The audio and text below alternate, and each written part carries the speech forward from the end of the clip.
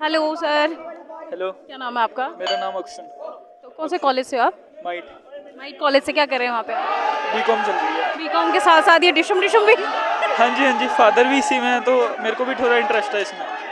Father भी आपके यही करते हैं? नाम लेना चाहोगे अपने पापा का? हाँ जी बिल्कुल, रविंदर भूषण।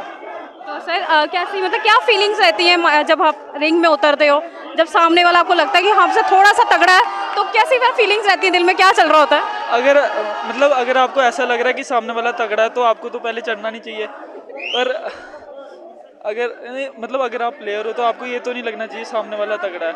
अगर जब जब तक खुद में कॉन्फिडेंस नहीं होगा तो आप जीत तो सकते नहीं। तो इसलिए खुद का तो कॉन्फिडेंस, सामने वाला चाहे नेशनल हो इंटरनेशनल हो, खुद में कॉन्फिडेंस होगा फिर ही खेल सकते हैं ये तो। ये इनर स्ट्रेंथ होती है आपके अंदर की।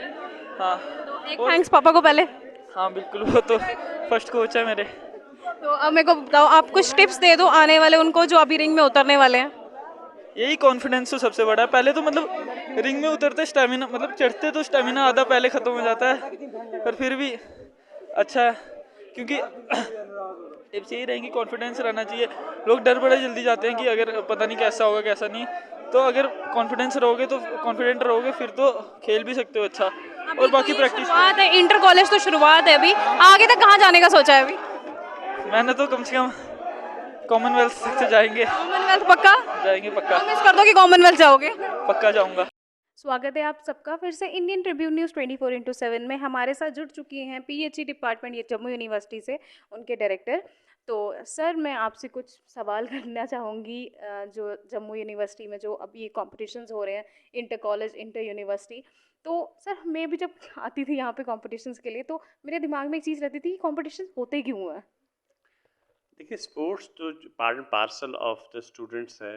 और जैसे आप जानते हैं कि जम्मू यूनिवर्सिटी में इस टाइम पे हमारा स्पोर्ट्स कैलेंडर जो अनाउंस हो चुका है, जिसमें जितने भी जम्मू प्रोविंस के जम्मू डिवीजन कॉलेजेस जो एफिलेट कॉलेजेस हैं जम्मू यूनिवर्सिटी के साथ, वो इसमें पार्टिसिपेट करते हैं। इसका बेसिक रीज़न जो रहता है कि inter college first kind of event होता है नेक्स्ट पार्ट फेज़ में जाने के लिए। जैसे यहाँ से जो टीमें जो निकल के आएंगी वो इंटर यूनिवर्सिटी में पार्टिसिपेट करेंगी। इंटर यूनिवर्सिटी के बाद जो वो टीम्स जो सिलेक्ट होंगी, जो 18 या 20 एलिट गेम्स जो रहती हैं खेलो इंडिया के लिए, खेलो इंडिया यूनिवर्सिटीज़ के लिए, उसके लिए उनका सिलेक्शन प्रोसेस जो रहता है। तो उसके लिए एक पहली सीढ़ी है इंटर कॉलेज, जिसमें कि ऑलमोस्ट 150 के आसपास कॉलेजेस जम्मू यूनिवर्सिटी के जो एफिलिएट कॉलेजेस हैं, डिफरेंट इवेंट्स में मैन एंड वुमेन सेक्शन में जो पार्टिसिपेट करते हैं। तो ये एक पहला पड़ाव होता है हर एक बच्चे के लिए जो बचपन से चाहता था कि मैं किसी स्पोर्ट्स में जाऊं, लेकिन होते कई बार फैमिली इश्यूज, कहीं जगह की जगह की कोई एक प्रॉब्लम रह जाती है। कॉलेज में आके उसके वो सपने जो होते हैं वो पूरे होने को आते हैं।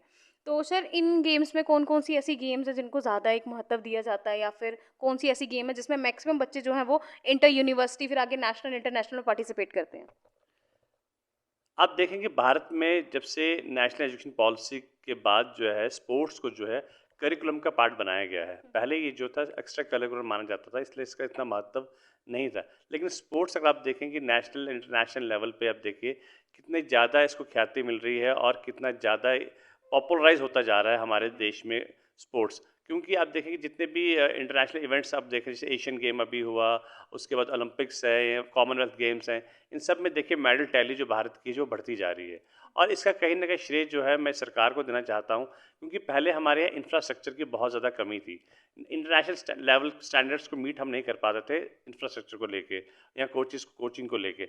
उस पर बहुत ज़्यादा महत्व दिया जा रहा है ताकि इंटरनेशनल लेवल पे जो है भारत जो है कि टॉप 5 में या टॉप 10 में जो है कहीं ना कहीं रेट कर पाए। और कहीं ना कहीं वो रिजल्ट देखने को मिल रहा है कि अब पंचायत लेवल पे आप देखें, अब सरकार ने जो है, आप सिंथेटिक टर्फ्स की बात करें, ट्रैक्स की बात करें, पहले जो है कि ग्रास कोर्ट होते थे और बच्चों को जो है कि जब नेशनल लेवल पे खेलने के लिए जाता था जम्मू कश्मीर से बच्चा, तो उसको समझ ही नहीं आती कि उस पर खेलना कैसे है। तो आप जम्मू कश्मीर में आप देखें तो पंचायत लेवल पे जो इंफ्रास्ट्रक्चर डेवलप हो रहा है, और उसका कहीं ना कहीं रिजल्ट आने वाले 4-5 सालों में आप देखेंगे बहुत अच्छा रिजल्ट जो है आने वाला है। इंफ्रास्ट्रक्चर की अगर मैं बात करूं सर, तो मैं बाहर से आपकी बहुत तारीफें सुनते सुनते अंदर आई हूँ। हर कोच का ये कहना है कि जब से आप डायरेक्टर बने हैं तब से आपने तो जम्मू यूनिवर्सिटी की काया पलट दी है। हर एक बच्चे को मौका मिल रहा है रिंग में उतरने का। और मैं भी जैसे देख रही हूँ कि जहाँ पहले ग्रास होती थी, मिट्टी होती थी, वहाँ आज प्रॉपर मैटिंग हो रही है, प्रॉपर फेंसिंग लगी हुई है, हर चीज़ लगी हुई है। और सर आप बच्चों को कुछ कहना चाहते हैं कि अब इंफ्रास्ट्रक्चर भी कंप्लीट है, इक्विपमेंट्स भी आपके पास पूरे हैं, लेकिन फिर भी बहाना लगा देते हैं कुछ, तो उन बहानों के लिए कुछ है जवाब?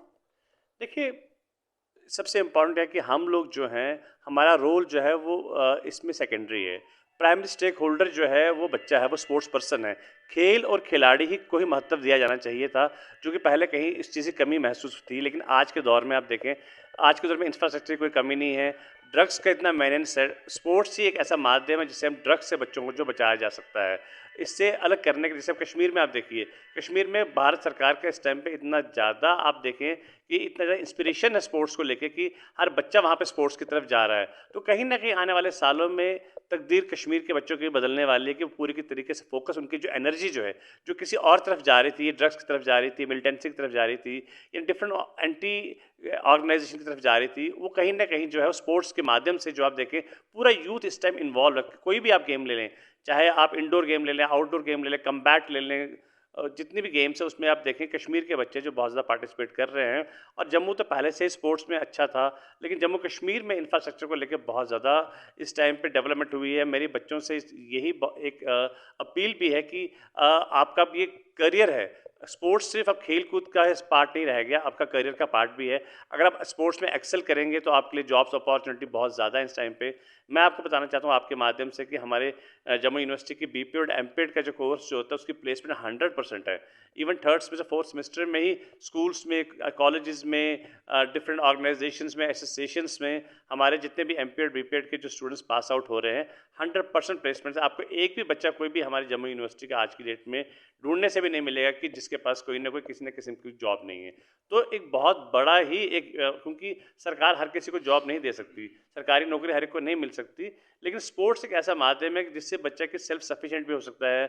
आप एडवेंचर स्पोर्ट्स की बात करें, आप ट्रैकिंग की बात करें, हाइकिंग की बात करें, जैसे हिमाचल उत्तराखंड में बहुत ज़्यादा बूम था इसमें, हर बंदा, हर एक का अपना अपना काम था उसके लिए। छोटे छोटे, किसी के पास 2 टेंट थे, 4 टेंट, कोई हाइकिंग का काम कर रहा था, कोई गाइड का काम कर रहा था। वो कहीं ना कहीं हमने जम्मू कश्मीर में कोशिश की है पिछले 2-3 सालों में कि ट्रैकिंग और हाइकिंग को भी, एडवेंचर स्पोर्ट्स को भी जो है इंपॉर्टेंस दी जा सके, सो डैट कि स्पोर्ट्स ओवरऑल जो है जम्मू कश्मीर का जो है उसमें इंप्रूवमेंट आ सके। Thank you so much sir हमारे साथ जुड़ने के लिए।